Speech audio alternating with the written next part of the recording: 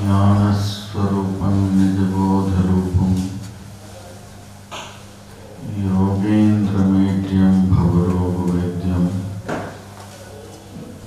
श्रीमद्गुरुं नित्यमहं नमामि। यस्यां विपङ्कजपरागपरप्रभावात् भूत्वा कृतिमतां श्रुतिमाचरामि तं सद्गुरुं सततसर्वसुखं शतग्रीं वन्दे सदा विमलबोधघनचित्रं वन्दो गुरुपदकञ्जकृपासिन्धुनररूपहरि महामोहतमुकुन्दजासुभचन्द्र। मेरा मुझ में कुछ नहीं, जो कुछ है सब तो तेरा, तुझको सौंपते क्या लागेगा।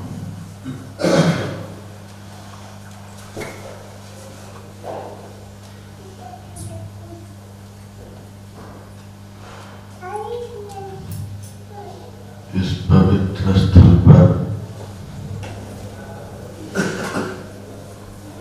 अपने जीवन और जन्म को मंगलमय बनाने हेतु आए हुए धर्म प्रेमी सज्जनों, माताओं,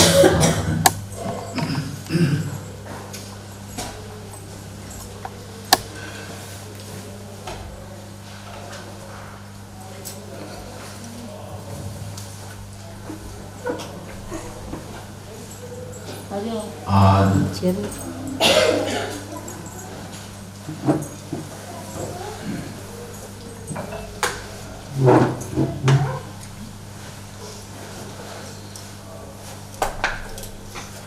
पाश्चात्य संस्कृति से प्रभावित इस भारत देश का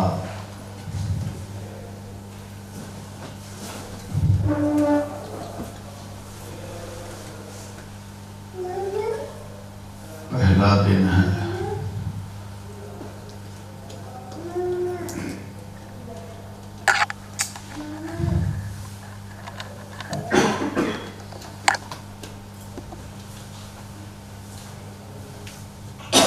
मैं जब यहाँ के लिए अभी आ रहा था तो रास्ते में बहुत कुछ देखते हुए आ रहा था।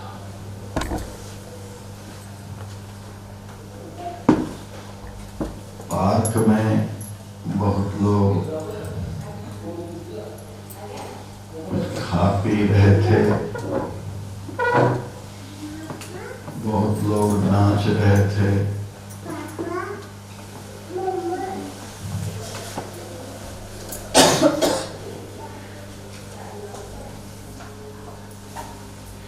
मीट की दुकान पर बहुत अभक्ष भक्षियों की भीड़ थी।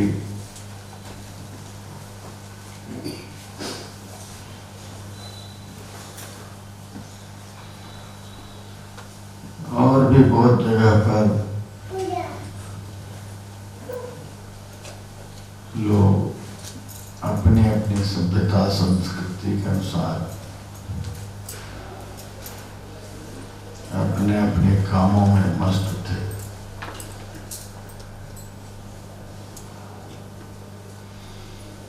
हम लोग प्राय बोला करते हैं नववर्ष मंगलमय हो।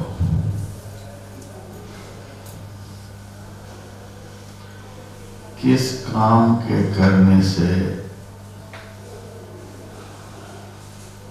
हमारा वर्तमान और भविष्य जीवन मंगलमय होगा।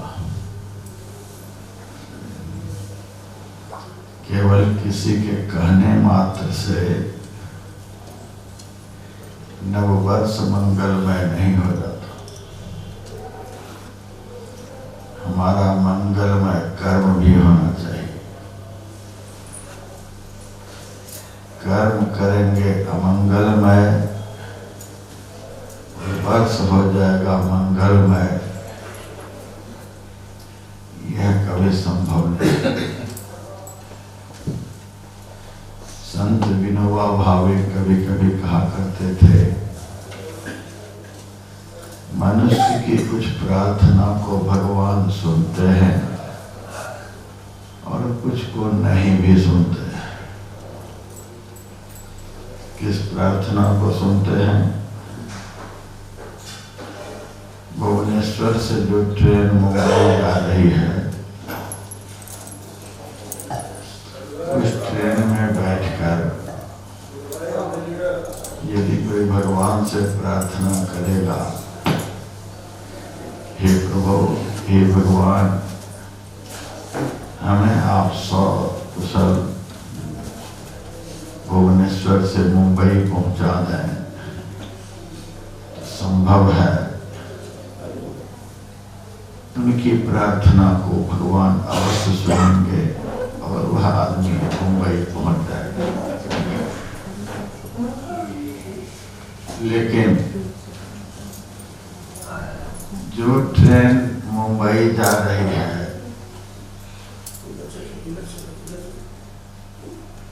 उस ट्रेन में बैठकर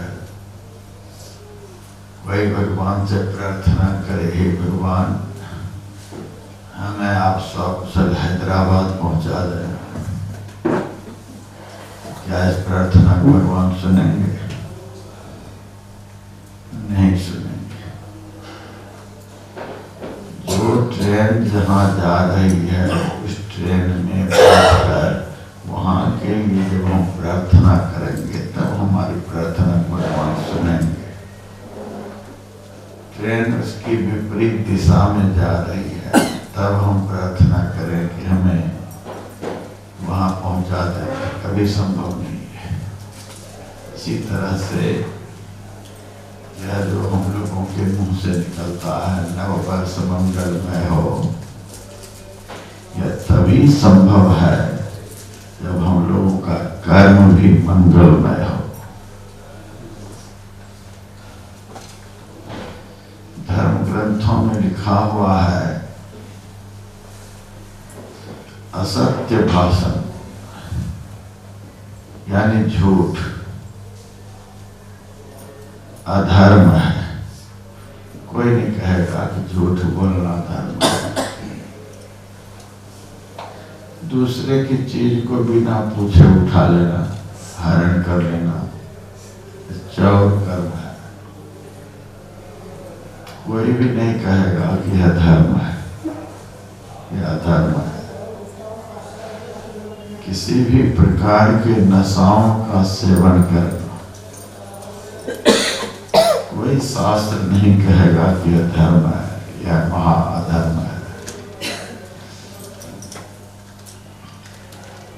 किसी भी प्राणी की हिंसा करना, उसका वध कर देना, उसको दुखी कर देना, शास्त्रानुकूल हिंसा अधर्म है। कोई नहीं कहेगा कि यह धर्म है।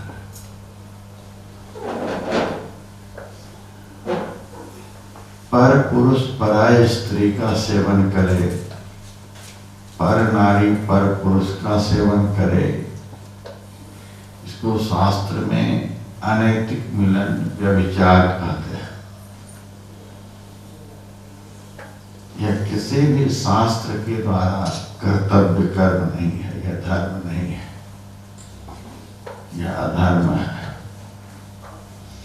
दूसरे की निंदा, दूसरे की चुगली,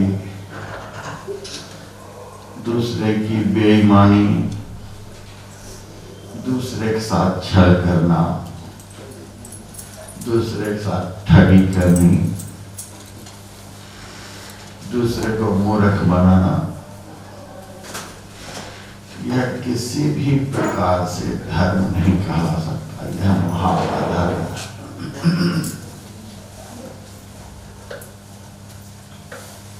इन अधर्मों को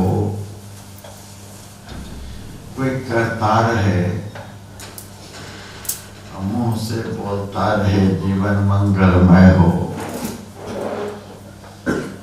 यह कभी संभव नहीं। अपने जीवन को मंगलमय बनाने के लिए मंगलमय कर्म भी हमारा होना चाहिए। धर्म के रास्ते पर नहीं चलने पर जीवन मंगलमय नहीं हो सकता।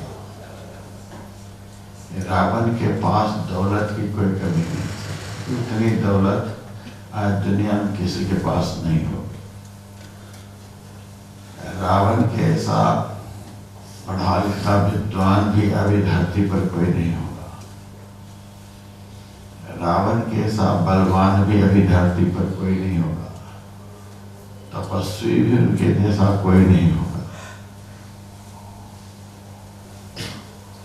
लेकिन इतना सब कुछ होने पर भी उनके वंश में कोई रोने वाला नहीं रह गया। 1 लाख पुत्र उसके पास में था और 1.25 लाख पौत्र कबीर की वाणी में। मैंने रामायण को पढ़ा। एक ही मूला नक्षत्र में 72 करोड़ राक्षस का जन्म हुआ था और सबसे बड़ा बेटा उसमें से नारायण तक था। देवावलपुर उन्होंने बसाया था आकाश में। इतना बड़ा जन सैलाब उनके घर का था, लेकिन उनको जलांजलि देने वाला दुनिया में कोई नहीं रहा। उनके नाम पर कोई रोने वाला नहीं था और वह सुखी भी नहीं था। सब कुछ के होते हुए भी वह सुखी नहीं था। भगवान शिव के पास जाकर वह कहा करता था, शिवेति मंत्र मुच्चरण कदा सुखी भवाम्यहम्।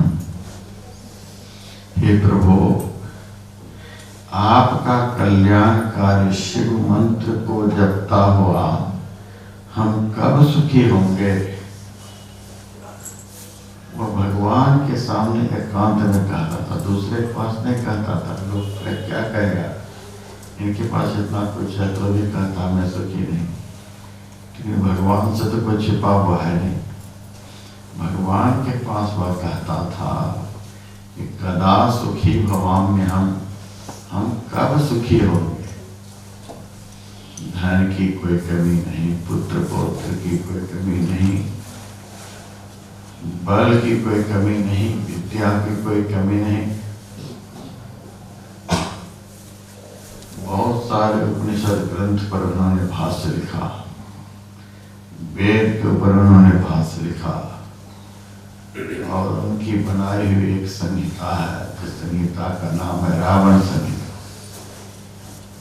अभी कम से कम 1600 रुपए उस पुस्तक की कीमत होगी। इतना मोटा ग्रंथ। जब जमीन पर चलता था तो धरती हिलती थी। वरुण, कुबेर, सुरेश आदि स्वर्ग के मुख्य मुख्य देवता उनके यहाँ चाकरी करता था। इंद्र को उनका पुत्र वर्षों कारागार में बंद करके रखा था। सभी देवताओं के ऊपर उनका अधिकार था। इतना सब कुछ के होते हुए भी रावण का जीवन मंगलमय नहीं बन पाया। 14,000 वर्ष तक उन्होंने लंका का राज्य किया तो भी जीवन मंगलमय नहीं। और उन्हीं का छोटा भाई विभीषण था। लात मार करके विभीषण को लंका से उन्होंने भगा दिया। परिवार को छीन लिया, धन को छीन लिया, पद को छीन लिया, सब कुछ हरण कर लिया। खाली हाथ विभीषण लंका से चला गया। गया कहाँ? इधर उधर नहीं गया, अपनी पार्टी बनाने के लिए नहीं गया कि रावण से मैं हार गया तो बाली के साथ मिल जाऊं तो उनके संग से मैं रावण को जीत लूंगा। वो बात नहीं। रावण के द्वारा भगाया गया विभीषण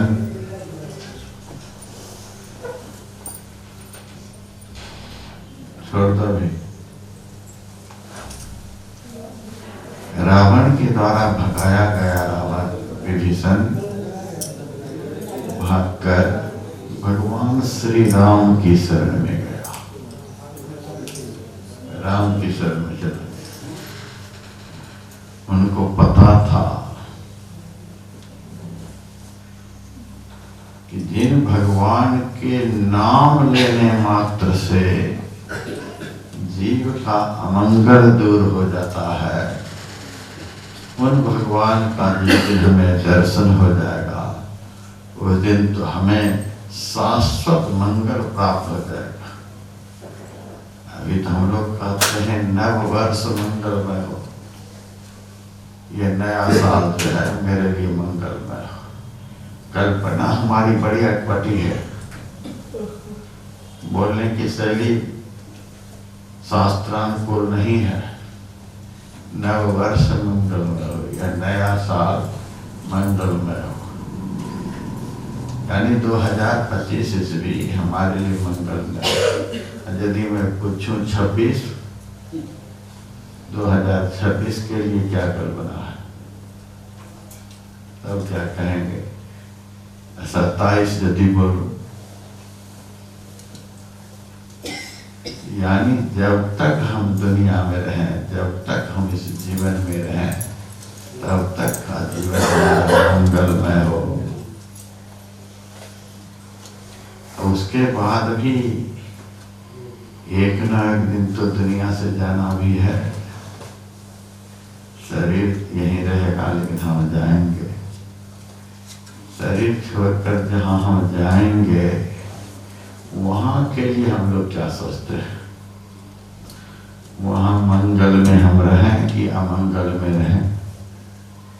यहाँ से जाने के बाद लंबा जीवन होगा, वह लंबा जीवन हम मंगल में चाहते हैं कि अमंगल में?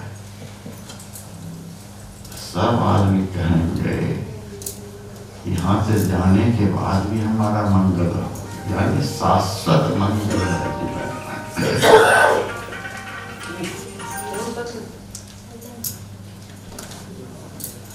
शांति से मोबाइल बंद कर दीजिए।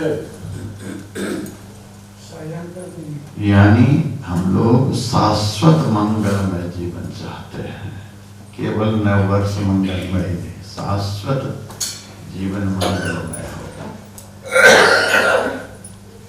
हमारे शाश्वत जीवन को मंगलमय बनाने वाला इस संसार में कौन है?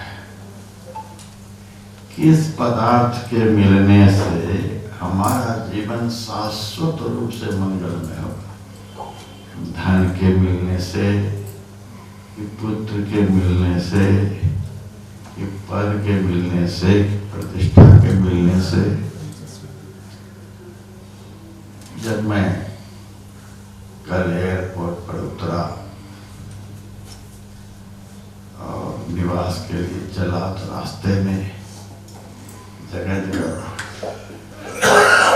बड़ा बड़ा फ्लैक्स लगा हुआ था। उसमें भारत के सम्माननीय प्रधानमंत्री का भी चित्र था। वर्तमान मुख्यमंत्री का भी चित्र था।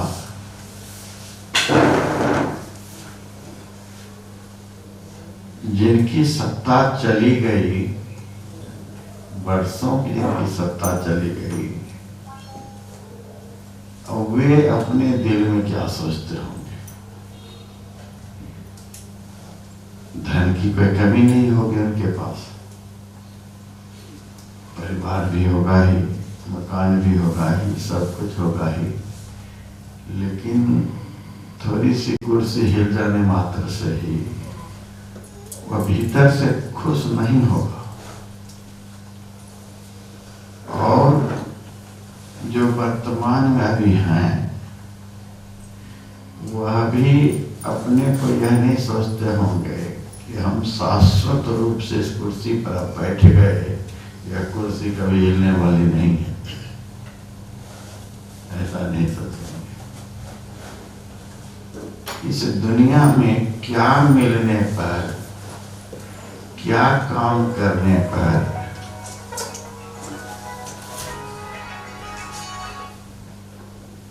हमारा जीवन मंगलमय होगा,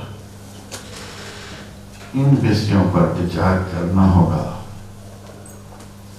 संत तुलसीदास जी महाराज ने रामायण में लिखा, भाव कुभाव अनख आलस हो, नाम जपत मंगल दिशिदस हो। भाव से हो चाहे कुभाव से हो, आलस्य से हो चाहे क्रोध से हो, किसी भी प्रकार से भगवान का नाम हमारे हृदय से निकल जाए, हमारे मुंह से निकले, किसी भी तरह से भगवान का नाम हमारे मुंह से निकले, तो संत तुलसीदास जी कहते हैं इतने से ही मंगल दिशि दस हो। 10 ही दिशाएं दुनिया में है, पूरब पश्चिम उत्तर दक्षिण, 4 कौन, वायव्य कौन, नैऋत्य कौन, ईशान कौन, अग्नि कौन, और धरती और आसमान, 10 दिशाएं। तुलसीदास जी कहते हैं इस मुंह से भगवान का नाम जैसे ही निकलता है वैसे उस आदमी का 10 दिशाओं से मंगल होना शुरू हो जाता है। क्यों?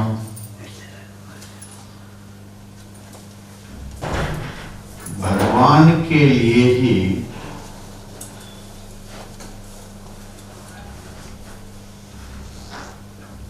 ऐसा कहा जाता है, ऐसा शास्त्र में लिखा हुआ है, मंगलम भगवान विष्णु मंगलम गरुड़ध्वज मंगलम पुंडरीकाक्ष मंगलाय तन्मयि। भगवान के लिए कहा जाता है, भगवान मंगल की मूर्ति है, मंगलम भगवान, भगवान मंगल की मूर्ति है। और उन भगवान का जो नाम है वह नाम भी नाम जपत मंगल दिशि दसहु, 10 दिशाओं से मंगल होना शुरू हो जाता है जो भगवान का नाम लेता है। मंगल भवन अमंगल हारी, द्रवहु सो दशरथ अजर बिहारी। मंगल के भवन है भगवान और अमंगल को हरण करने वाले। एक तो भगवान मंगल के भवन है, मंगल के स्वरूप है, दूसरा भगवान का नाम मंगल करने वाले, तीसरे नंबर में भगवान का धाम मंगल भवन, भगवान का धाम। यदि भगवान की शरण में चले जाएंगे, भगवान के धाम में चले जाएंगे, आपका फिर अमंगल कभी नहीं होगा। श्री सद्गुरु महाराज की जय। भगवान का दर्शन हो जाए, आँख से भगवान का दर्शन हो जाए तो अमंगल समाप्त। मुंह से भगवान का नाम निकलने लग जाए तो अमंगल समाप्त। भगवान की शरण में हम किसी भी तरह से पहुंच जाए, अमंगल समाप्त। और कोई मंगल करने वाले हैं तो लिखा हुआ है, हम लोग प्रतिदिन स्तुति में गाते हैं, मंगल मूर्ति सतगुरु नीलमय सर्वाधार, मंगलमय मंगल करण अभिनवों बारंबार। जो उस प्रभु का नाम दान करते हैं, संत क्या करते, सदगुरु क्या करते, क्या देते हैं? भगवान का नाम, जिनका उच्चारण करने से जीव का अमंगल दूर हो जाता है, भगवान वही संत वही नाम देते हैं। मीरा की वाणी में, वस्तु अमोलक दी म्हारो सतगुरु, कृपा करी अपनायो, पायो जी मैंने नाम रतन धन पायो। भगवान का नाम वह रत्न है जिसकी कोई कीमत नहीं, लेकिन नाम रूपी रत्न कौन देते हैं? नाम रूपी रत्न का दान कौन करते हैं? सदगुरु। वस्तु अमोलक दी म्हारो सतगुरु, संत सदगुरु भगवान के नाम का दान करते। जो भगवान के नाम का दान करे, वो दान करने वाले अमंगल की मूर्ति होंगे, वे भी मंगल की मूर्ति। अब भगवान का दर्शन कौन कराएंगे? भगवान का दर्शन कराने वाले कौन है? एक बार संत कबीर के सामने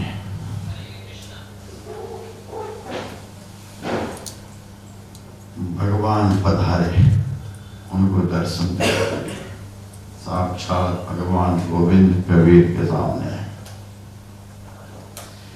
कबीर कुटिया से निकलकर भगवान को प्रणाम करने के लिए आगे बढ़ते हैं। तब तक देखते हैं कि कबीर के सामने उनके गुरु रामानंद स्वामी वे प्रकट हो गए। अब एक और गोविंद है, दूसरी ओर उनके गुरु है। अब मन में सोचते प्रणाम में पहले करूं किसको? गुरु को प्रणाम करूं कि गोविंद को प्रणाम करूं? गुरु गोविंद दो खड़े आके लाखों पान, मैं किनको पहले प्रणाम करूं?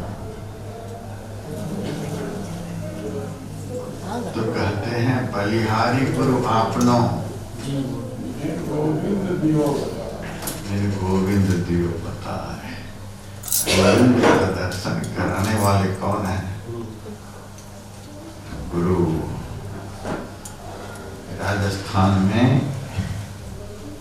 एक भक्तिन हुई, जैसे मीराबाई हुई है, वैसे ही सहजोबाई भी हुई है। दोनों बहुत बड़ी भक्ति।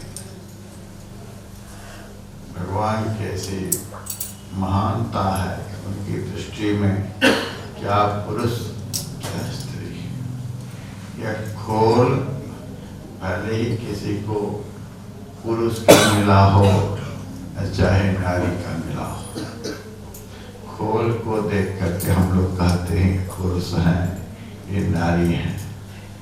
लेकिन खोल के भीतर में जो सोल है, यदि उनको देखने की आंख किसी के पास हो तो वो बताएं ये पुरुष है कि नारी है। खोल के भीतर जो सोल है उसको हम नारी कहेंगे कि पुरुष कहेंगे? न नारी कहेंगे न पुरुष कहेंगे। खोल को ही आत्मा कहते हैं। आत्मा न पुरुष है, न स्त्री है, न जानवर है, न राक्षस है, कोई देवता है। आत्मा तो ईश्वर का अंश है।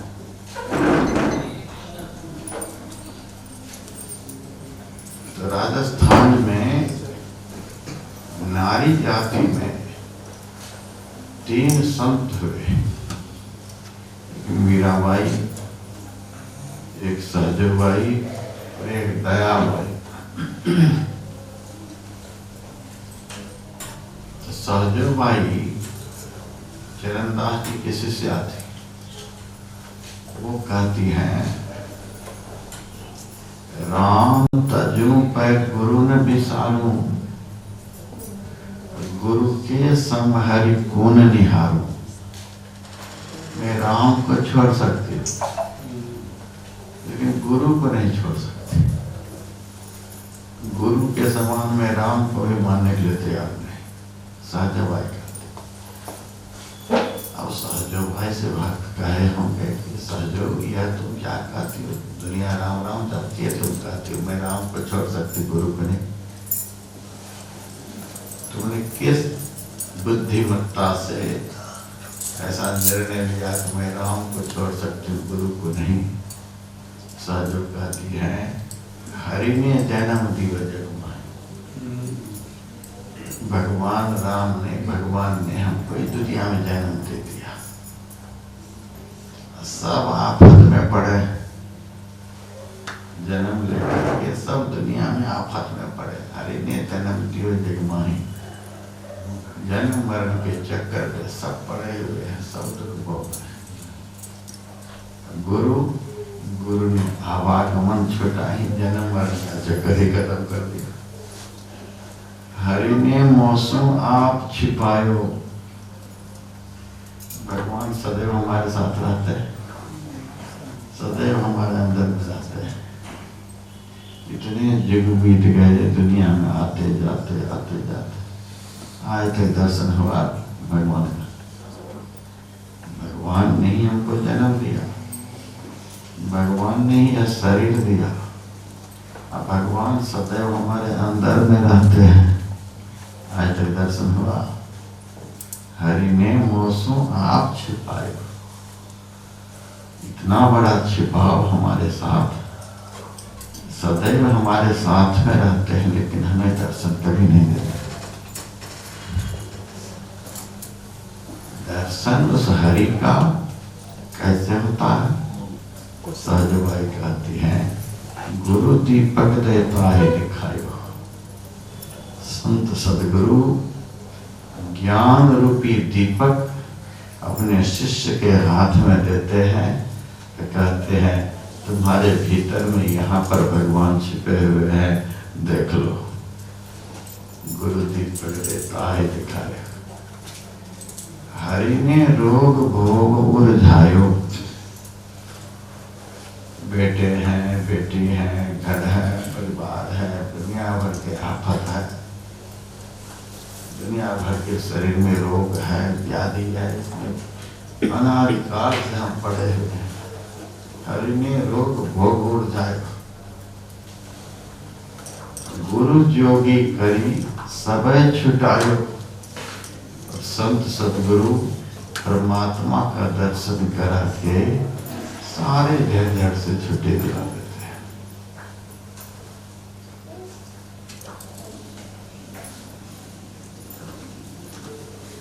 मैं गया था राजस्थान सत्संग करने। एक भगत ने मेरे से पूछा महाराज आप बताओ बचपन से महात्मा बने हो, अब तक में क्या मिला? मैंने कहा मुझे तो बहुत बड़ा दलाल मिल गया। कहा क्या इसका मतलब होता है? मैंने कहा दलाल का क्या मतलब होता है? जो मकान खरीदना होता है तो दलाल से संपर्क करना पड़ता है, 1-2% कमीशन लेते हैं और मकान खरीदारी करवा देते हैं। कोई जमीन लेना होता है तो दलाल से संपर्क, अपनी लड़की की शादी करानी होती है, लड़के की शादी करानी होती है तो दलाल से संपर्क करते हैं। जो मामला जितना उलझा हुआ फंसा हुआ होता है उस मामले पर उतना अधिक कमीशन होता है दलाल का। सबसे उलझा हुआ मामला दुनिया में कौन है? थोड़ा सा विचार करके इस नववर्ष के दिन पर आप हमें बताएं, दुनिया का सबसे उलझा हुआ मामला, जिस मामला के सुलझ जाने पर फिर उलझन कोई रहे नहीं। अभी मन नहीं है उलझा। दुनिया का सबसे उलझा हुआ मामला कि जिस मामला के सुलझ जाने के बाद जीवन में कोई उलझन बचे नहीं। सही गलत का ज्ञान होना, संतों का ज्ञान। अच्छा अच्छा बहुत बढ़िया बता रहे हैं। जब परमात्मा का साक्षात्कार हो जाएगा तब जब सब मिल जाएंगे। बहुत बढ़िया बढ़िया बता रहे हैं आप लोग। सुनिए,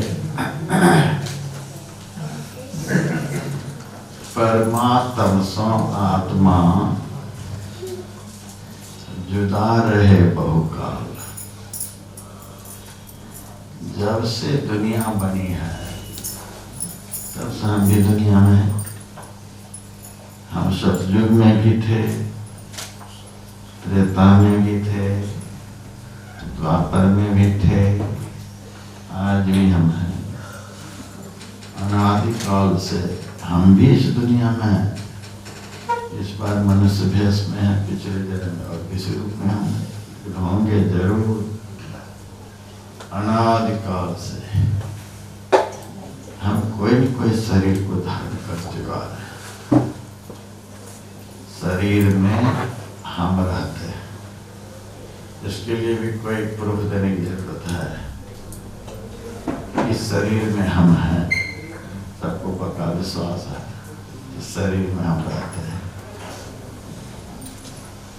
भगवान कहाँ रहते हैं? सब जगह रहते हैं। भगवान के लिए कहते हैं सब जगह रहते हैं। सब घट में गोविंद है। दास पलटू कहे साहब सब में रहे, जुदाना तनिक में सांझ कर।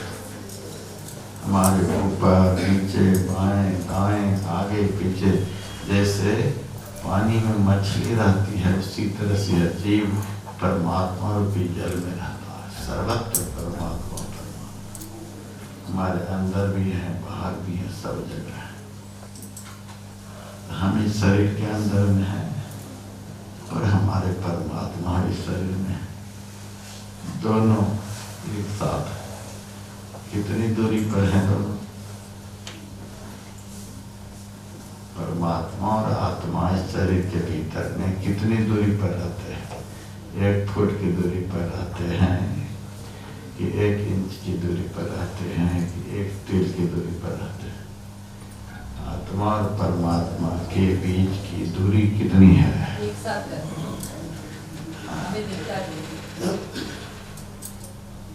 आत्मा और परमात्मा इस शरीर के भीतर में है।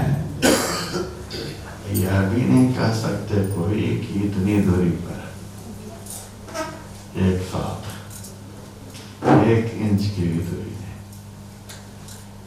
ताज्जुब की बात, मामला इतना फंसा हुआ है, उलझा हुआ है कि दूरी कुछ भी नहीं है। दर्शन आज तक नहीं। कितना है उलझा हुआ मामला है। न राष्ट्रपति से मामला को सुलझा सकते, न प्रधानमंत्री सुलझा सकते, न कोई देवी देवता सुलझा सकते। दुनिया में इस मामला को कौन सुलझा सकते? कौन ऐसा दलाल है जो आत्मा और परमात्मा एक साथ रहे और आत्मा को परमात्मा का दर्शन हो जाए, आत्मा को परमात्मा का ज्ञान हो जाए। राजस्थान में ही एक संत हुए, सुंदरदास जी महाराज, उनकी वाणी में है, परमात्म सो आत्मा जुदा रहे बहुकाल, सुंदर मेला कर दिया सतगुरु मिला दलाल। अनादिकाल से आत्मा परमात्मा एक ही साथ रहते हैं, लेकिन दर्शन नहीं। कितना मामला उलझा हुआ है। कभी कभी पति पत्नी एक ही साथ घर में रहते हैं, लेकिन आपस का तालमेल बिगड़ जाता है तो लोग कहते हैं देखो पति पत्नी में दूरी बन गई है, बातचीत नहीं होती है, रहते थे घर नहीं खाते, दूरी बन गई। मतलब क्या हुआ? मतलब यही आपस में प्रेम का अभाव हो गया। बाप बेटे एक ही घर में रहते हैं, किसी बात से बाप बेटे में बोलचाल बंद हो गया, रहते हैं घर में ही, लोग कहते हैं आपस में दूरी बन गई। इसका मतलब प्रेम का अभाव। परमात्मा और आत्मा इस शरीर रूपी भवन में ही अनादिकाल से रहते एक साथ, लेकिन दर्शन का नहीं होना यह क्या है? प्रेम का अभाव। जिस प्रेम से हमारे अंदर के परमात्मा हमें नजर आएंगे, वह प्रेम हो गया है पुत्र से, वह प्रेम हो गया है धन से, वह प्रेम हो गया पद से, वह प्रेम हो गया प्रतिष्ठा से, वह प्रेम हो गया संसार से। जिस प्रेम से उस प्रभु का दर्शन होगा, वह प्रेम हो गया संसार से।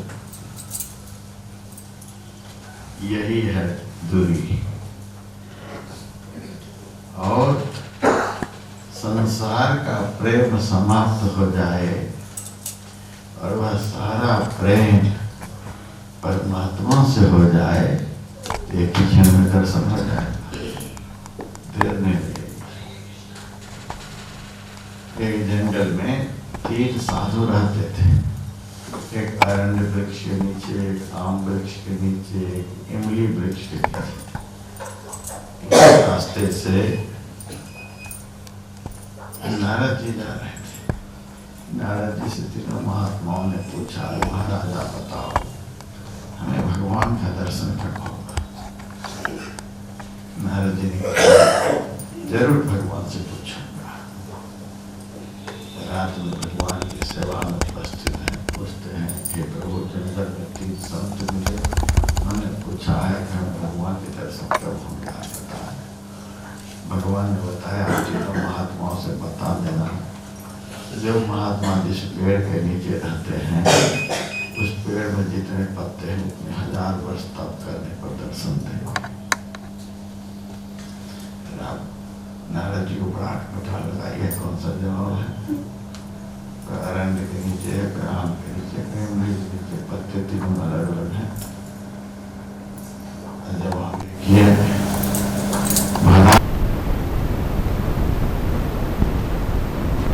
बढ़िया से बताया, तीनों को कहा। जंगल आए, सबसे पहले अरण्य वाले पास गए और उनसे पूछा, तुमने क्या पूछा था मेरे से? नारद जी ने कहा, सुनो, भगवान ने कहा है इस पेड़ में जितने पत्ते हैं उतने 1000 वर्ष तप करने पर दर्शन होंगे। अच्छा, इतने 1000 वर्ष? हाँ, ये कम पत्ते हैं, इतने 1000 वर्ष तप करना पड़ेगा। चिमटा कमंडल फेंक करके घर चला गया।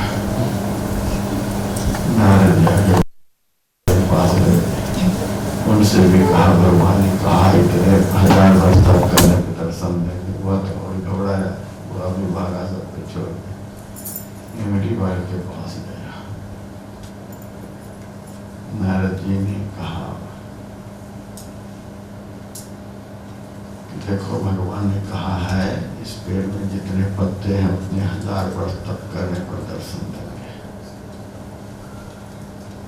वह महात्मा तो खुशी के मारे नाचने लगा। नारद जी ने कहा, मुझे पता नहीं लगता कितना पता, पागल हो गया। इतने 1000 वर्ष तप करने पर दर्शन देते, कम पता है? तो वो महात्मा कहता है, महात्मा बने हैं भगवान को देखने के लिए, पत्ता को देखने के लिए नहीं। भगवान रोटी दाल हमें टाइम से दे ही रहे हैं। जब आयु दिए होंगे भगवान तभी तो बोले हैं इतने 1000 वर्ष तप करने पर दर्शन देंगे। रोटी दाल दे ही रहे हैं, आयु भी दिए ही हैं। धरती पर वाले के वचन का कोई भरोसा नहीं, लेकिन भगवान का वचन कभी झूठा नहीं हो सकता। भगवान ने वचन दिया कि हम दर्शन देंगे, तो ये पक्का दर्शन होगा। दर्शन देने का वचन भी दे दिए। अब हमें क्या चाहिए? हमें तो केवल भजन करना। उसी हमारे नाचने लगे, उसी वक्त भगवान प्रकट हो गए। नारद जी को बड़ा रंज हुआ, भगवान से कहा यही करना था, तो आम वाले को क्यों भगाए, अरण्य वाले क्यों भगाए? आपने तो कहा था इतने हजार वर्ष तप करने पर दर्शन होगा, अभी कैसे आ गए? भगवान ने कहा जिस समय इन लोगों ने पूछने के लिए कहा था, उस समय इनके अंदर में मेरे प्रति इतना प्रेम नहीं था। आप देख रहे हो मेरे दर्शन के लिए पागल हो गया है, आकुल व्याकुल हो रहा है।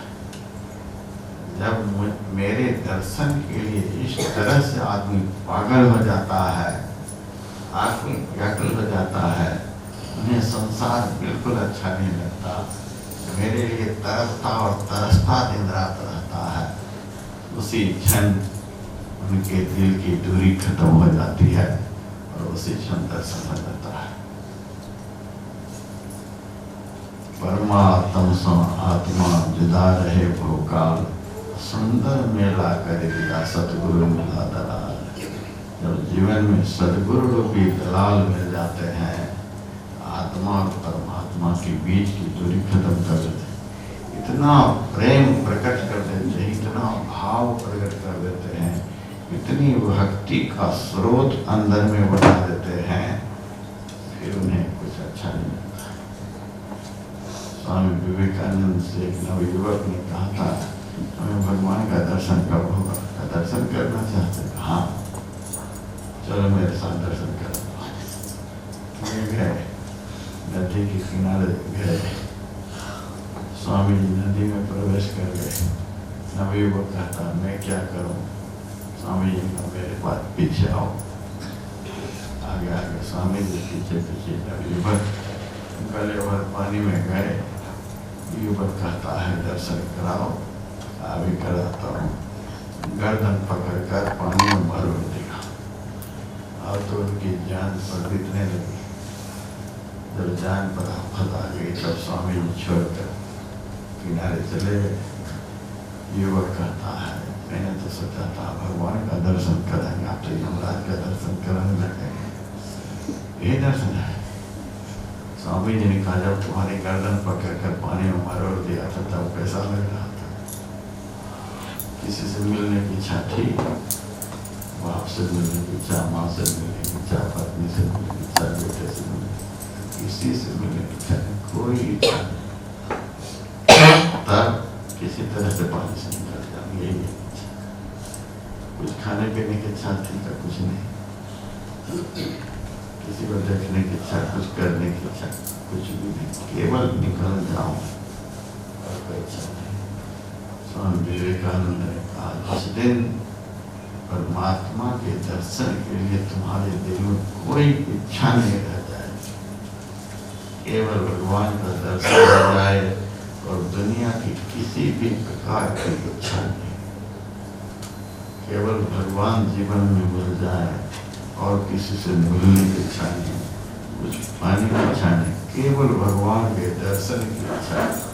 बस इतने से ही उसी क्षण भगवान मिल जाए, दूसरा क्षण नहीं है। अरे राष्ट्रपति को दर्शन देने के लिए दिल्ली से आना पड़ेगा भुवनेश्वर, प्रधानमंत्री को मिलने के लिए दिल्ली से यहाँ आना पड़ेगा, मुख्यमंत्री जहाँ होंगे आपके पास आने के लिए उनको आना पड़ेगा, दुनिया के किसी भी संबंधी को आपसे मिलने के लिए कहीं से आना पड़ेगा। लेकिन जिस दिन परमात्मा आपसे खुश हो जाएंगे उनको कहाँ से आना पड़ेगा? बताओ कहाँ से आना पड़ेगा? कितनी दूरी पड़ेगी? साथ नहीं है, उनको आने में क्या टाइम लगेगा? कौरवों की सभा में द्रौपदी का चीरहरण हो रहा था।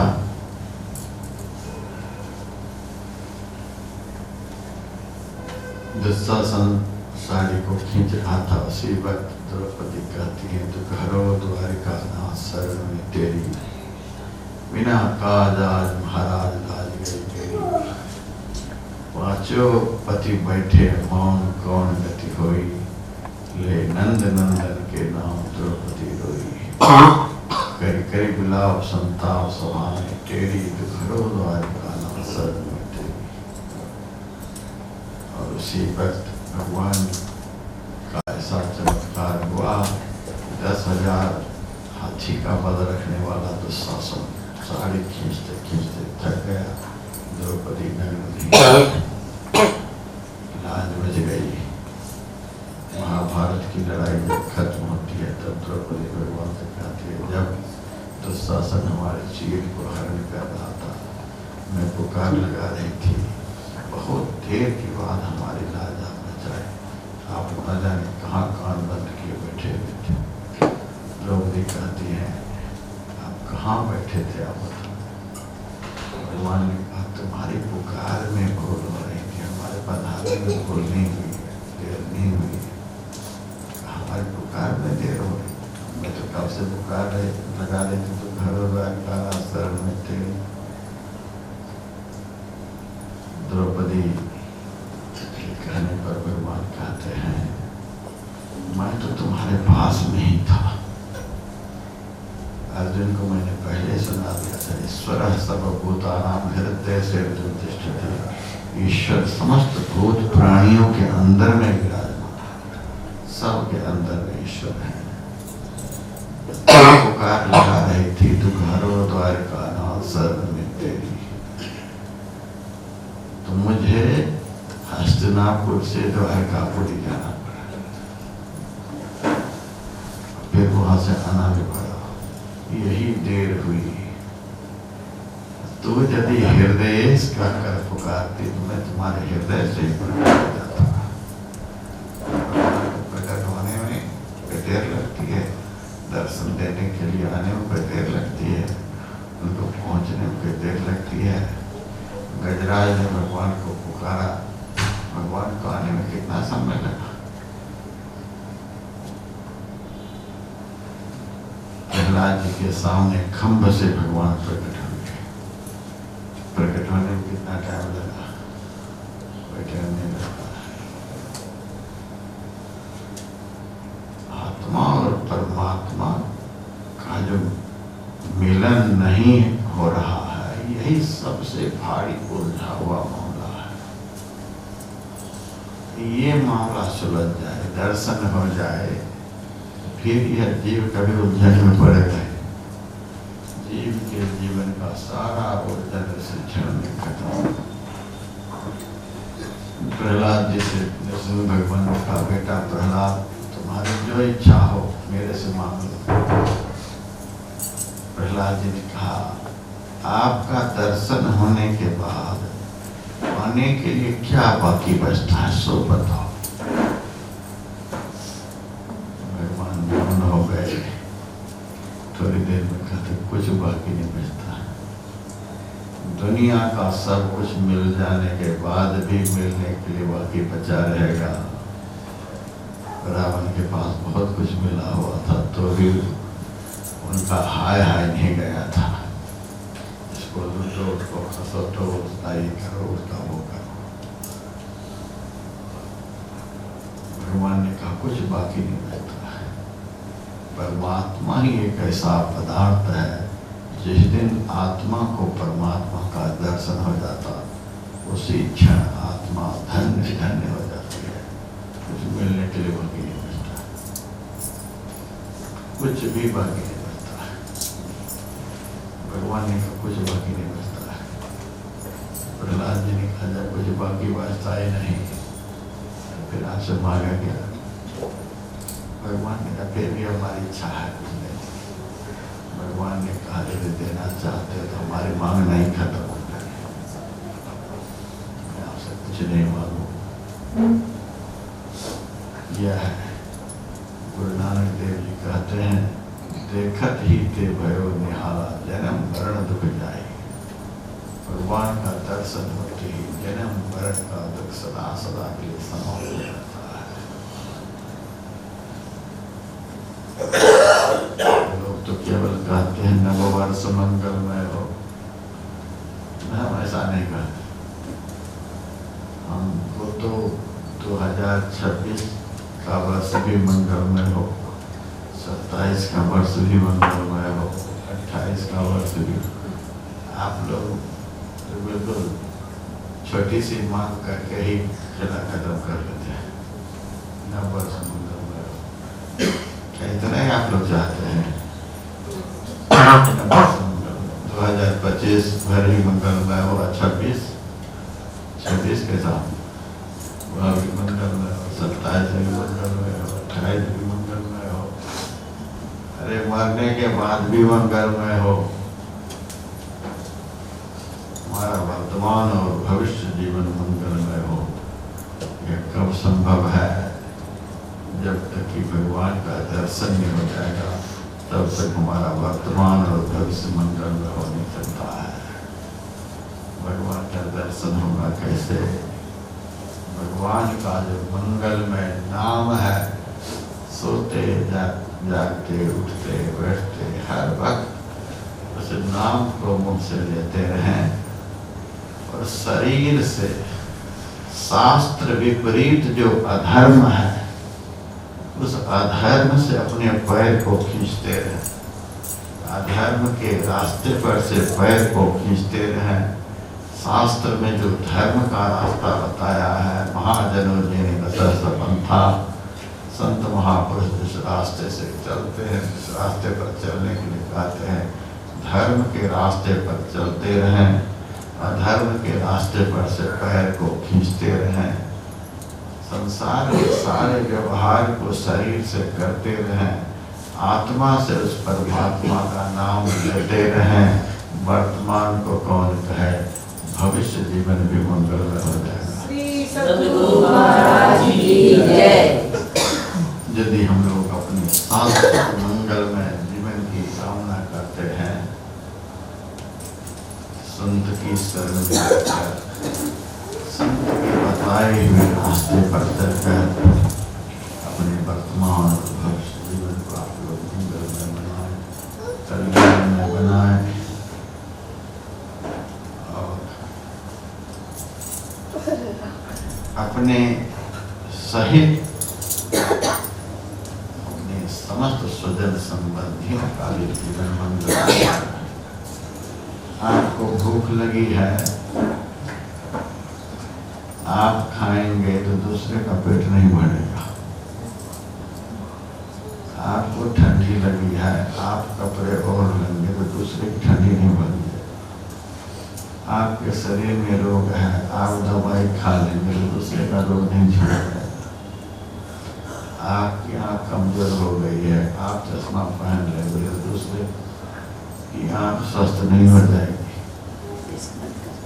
आपको ही इसका लाभ होगा, तो नहीं।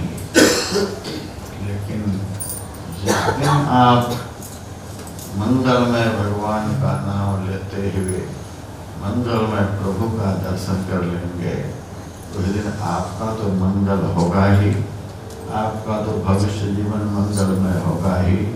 आपका जिस कुल में जन्म हुआ है, आपका कुल भी मंगलमय हो जाएगा। श्री सद्गुरु महाराज की जय।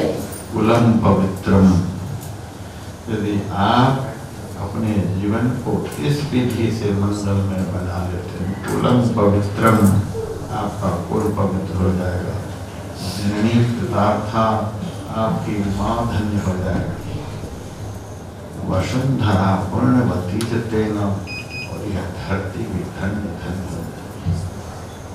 नारदों का मोदंत पितरों, यदि आप अपने जीवन को मंगलमय बना लेते हैं, भगवान के दर्शन करके,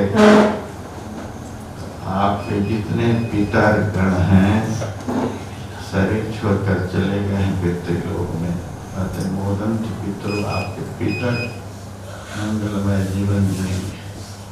नृत्यंत देवता, आपके मंगलमय कर्म से देवता खुशी के मारे नाचने लग जाएंगे। सनाथाचार्य भगवती, धरती माता में धन्य धन्य हो जाएगी।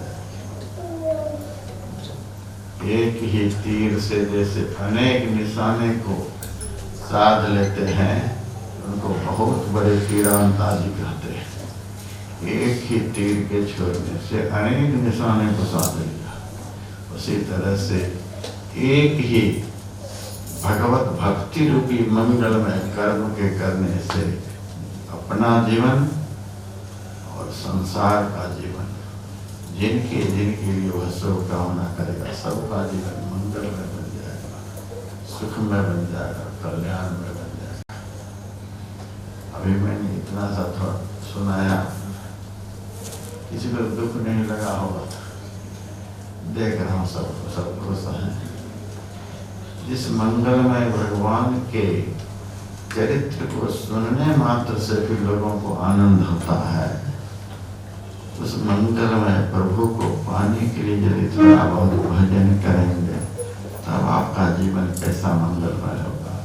और जिस दिन उनका दर्शन हो जाएगा, शाश्वत तौर से आपका मंगल हो जाएगा, तो तमाम भविष्य मंगल हो जाएगा। यदि हम लोग वर्तमान भविष्य को मंगलमय बनाना चाहते हैं, यही एक रास्ता है जिस रास्ते पर चलकर हम अपने को मंगलमय बना सकते हैं। इन्हीं शब्दों के साथ आप लोग थोड़ा बिजी हैं, मोबाइल से भी परेशान हो रखे हैं, बहुत लोगों से आप लोगों को आज तारीख है, बातचीत भी करनी है, ज़्यादा समय में आप लोगों का लेना नहीं चाहते हैं, इतना ही समय आप लोगों ने दिया, ये बहुत खुशी की बात है। कई एक साल से स्थिति को मैं संयोग बस यहाँ आ जाता हूँ, लेकिन अन्य साल की भांति मोबाइल 20 साल कम बजा है और अन्य साल की भांति आप लोग देर से भी नहीं आए, समय से आ गए हैं। इसीलिए समय से ही मैं अपनी वाणी को विराम देने के लिए जा रहा हूँ। सबका भविष्य और वर्तमान जीवन मंगलमय हो, कल्याणमय हो। इन्हीं शब्दों के साथ अपनी वाणी को विराम, जो आध्यात्मिक आरती हम लोग करेंगे, तो आध्यात्मिक आरती के पश्चात कार्यक्रम की विराम लगा। और ज्यादा मंगलमय जीवन बनाना चाहते हैं, अब मेरा 1 महीना का कार्यक्रम तीर्थराज प्रयाग में होने के लिए जा रहा है। 14 जनवरी से 12 फरवरी पूरा माघ मेला में हजारों साधक आ रहे हैं देश विदेश से। ध्यान का भी कार्यक्रम चलेगा, सत्संग का कार्यक्रम चलेगा। ये मंगलमय कार्य 1 महीने तक चलेगा। जिसके पास समय हो हमारे अग्रवाल जी से संपर्क स्थापित करके उस कार्यक्रम में तीर्थराज प्रयाग आ सकते हैं। एक तरह से आज के मंगलमय दिन में मंगलमय सूचना देने के लिए आया। ओम शांति।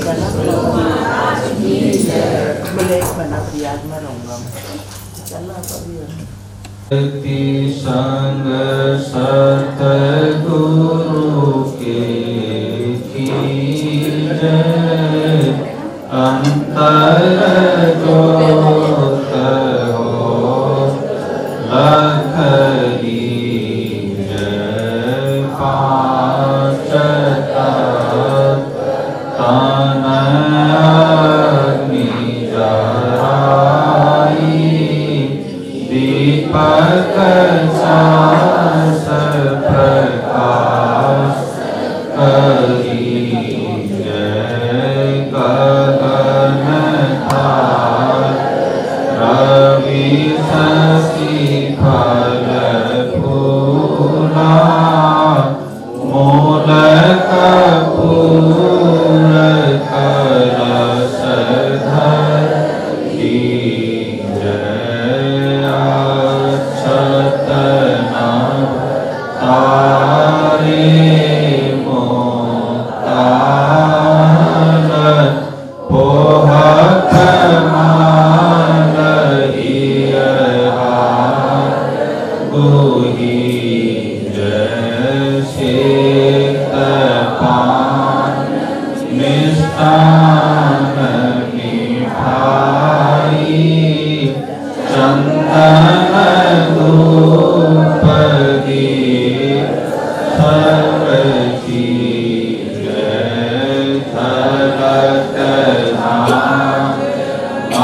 नवीन मधुरा मधुर मधुर ध्वनि मृदंग सुनी जय सर्वसुगंध चली आकाशा मधुकर कमल केली धोनी धी जय निर्मल ज्योत जरत घट माही देखत दृष्टि दोष सब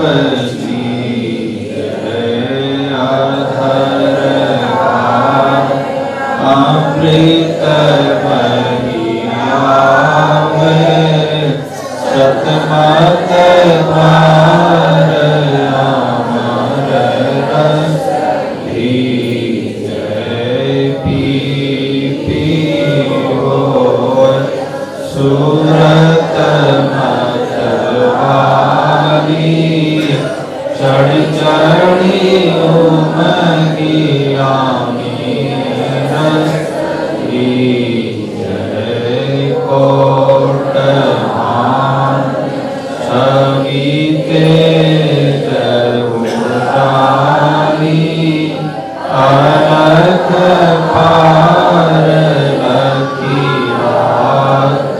लगी जय छिन छिन सूरत अधर पर राखे गुरु प्रसाद राम रस की जय धमकात कड़क गुरु धामा उलटिया तुलसी तनती आरती तन मंदिर में की जय दृष्टि उगल कर सन मुख की जय श्याम के बिंदु सूक्ष्म अति उज्ज्वल ब्रह्म ज्योति अनुपम लखली जय जगमग रूप ब्रह्मांडा निरखी ज्योति तजदी जय साधुसुर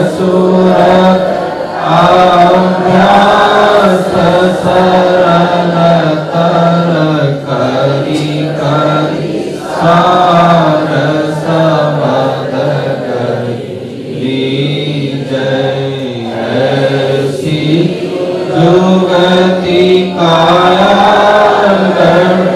त्यागी भव भ्रम भेद सकल जय भव खंड आरती निर्मल करी में अमृत रस की जय आरती संग मंदिर में की जय दृष्टि उगल कर सन मुख की जय। बोलिए प्रेम से श्री सद्गुरु महाराज की जय, सब संतन की जय, सत्संग महात्म की जय, वैदिक धर्म की जय। जय गुरु महाराज, जय गुरु महाराज, जय गुरु महाराज। श्री सद्गुरु महाराज की जय।